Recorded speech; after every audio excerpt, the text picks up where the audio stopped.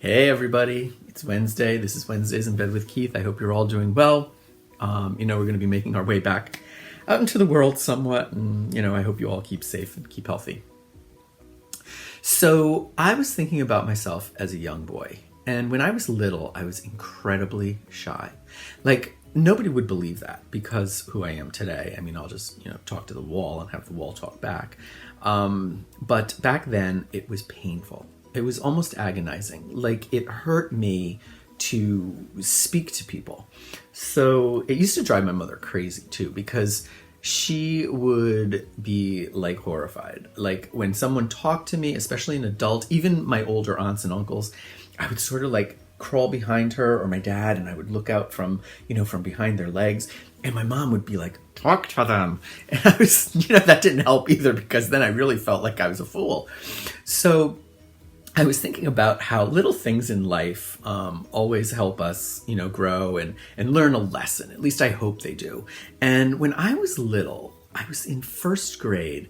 We had an assembly, and it was for parents and the older grades and, all the faculty. And we stood up on the bleachers, my class, and we were singing "This Land Is Your Land." And all of a sudden, I pissed in my pants. Like, there was this warm sensation, and the next thing I knew, I looked down and the whole front of my pants were wet. Well, it was horrifying. And nobody could see it, honestly, because we were all sort of clustered together. But I knew at the end of the day that I was going to have to say something when this was over. So I went up to my teacher and I told her, and there I was with a little sad face and kind of like, tears. And she called my brother Randy, which did not help me. Randy was a few grades ahead of me. And so, we both went to the principal's office, and he was just horrified. He was like, he didn't want to even be associated with me to begin with as his brother, let alone have me pee in my pants. That just did nothing for him. So my mom comes in, and she's got this little brown bag, and she's got, an underwear and a new pair of pants.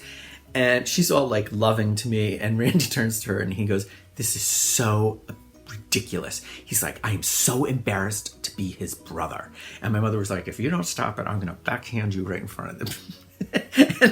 So anyway, I go and I change my clothes, and she goes off, and the day goes on. So I get home that night, and I'm telling her that I don't want to go to school the next day. Like, that is the last thing I want to do. I'm going to now be known as the kid who peed in his pants, and the ridicule, it's just going to be a disaster. And my mother was like, "Listen to me, little man." She's like, "It happened, it's in the past, and you go marching in there," she said, "with your head held high, and you just face the music."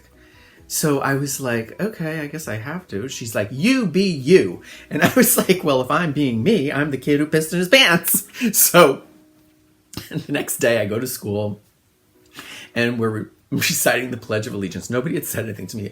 We're reciting the Pledge of Allegiance, and all of a sudden the girl sitting across from me, like projectile vomit, and it goes everywhere. It's all over her desk, it's all over her clothes, it's all over the floor, and it smells so bad that they had to like drag us out of the classroom, and then the janitor comes in with that smelly stuff that he soaks it all up and everything. And I was thinking, oh my God. And so the focus, like her vomiting, usurped anything about me peeing in my pants. So I think that day I kind of learned that no matter what you do, no matter how bad you might think it is, there's always someone who's going to do something worse than you. So just let it ride, because you're going to be old news. So after that happened, maybe about 2 years later, I was at school and I had this horrible stomach ache. Like, I was doubled over pain. Like, I just couldn't stand the pain. So I go down to the nurse's office, and I was hoping it was going to get me out of school, and like they were going to call my mother, and my mother was going to come pick me up. But what happened was the nurse, Mrs. Smith, said to me, "I want you to go sit on the toilet, and I want you to pass gas." And I was like, oh my God. She's like, "Yeah, and make it a big one." She's like, "Just go pass gas." And I was horrified because I was thinking, oh my God, I got over the pee situation and now I'm going to be the kid who farts in the bathroom. Like, that's just not good. Why am I having this happen to me? So I was too shy. So I go down to the bathroom and I'm sort of walking around inside the bathroom and nothing is happening.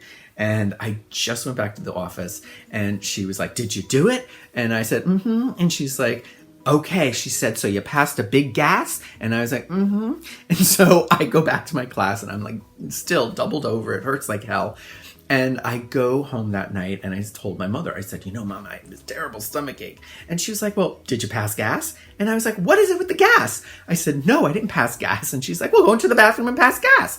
And I was like, oh my God, like, what is it with everybody? So I was sort of like humiliated by that, thinking that, like it was such a private thing to do. Years later, I'm at yoga class with my friend Joe, and I had come right from work and I was starving. So I go up to the front desk and I order a protein shake, and Joey's like, I don't think that's a good idea. And I'm like, I'm starving. I take it down. So we go into class and we're doing all our positions. I was doing, prayer position, and I start lowering myself, and all of a sudden, boom, I farted. Like a really, really loud one. And I fell on the floor laughing. Joey falls on the floor laughing, and nobody else is doing anything. It was like life just was going on. And all I could think of in my head was, when I was little, my father gave me this joke book. And in the book was this joke, how this man, Musa Daibu, farted in the marketplace. And he was so filled with shame, he left the country. And when he came back 20 years later, he was in the marketplace and he said to someone, excuse me, do you know what day it is? And they said, yes, we do. It's 20 years, 3 days, and 2 hours since Musa Daibu farted in the marketplace. And all I could think of was, that was going to be me. Like every week, every day, I was going to be the guy who passed gas in the yoga class. Oh, a rhyme. So anyway, as it turns out, nothing happened. And I thought to myself, my mother's right. She's totally right. It's just like life goes on. You just, and life goes on. And that's just all there is to it. So I hated Halloween. I hated Halloween not because of the costumes, but because of my introverted personality. And the gentleman across the street from us, Mr. Kuhn, who was the nicest guy, used to make us trick for a treat. So we had to either dance or sing or, recite some poetry, and then we could get our candy. Well, needless to say, I only got candy like once out of 10 years. So I wouldn't do it. But I started thinking about it, and I thought to myself, in my profession, I sort of have to be very talkative and really extroverted. So I realized that I think that little lesson from Mr. Kuhn had some validity to it. Because basically, I go out into the world and I trick for the treat that comes back to me. And the treat that comes back to me is getting to know people and getting to be like forging relationships with them. And it's really a wonderful thing. So I realized that without even knowing it, every day we're all sort of doing that. Like we are either doing some kind of a performance, or we are interacting or starting a conversation. So I think it's really, really a wonderful way to live. And I'm just suggesting to everyone that you try it. So today, I would like everyone to go out and do a little trick for their treat.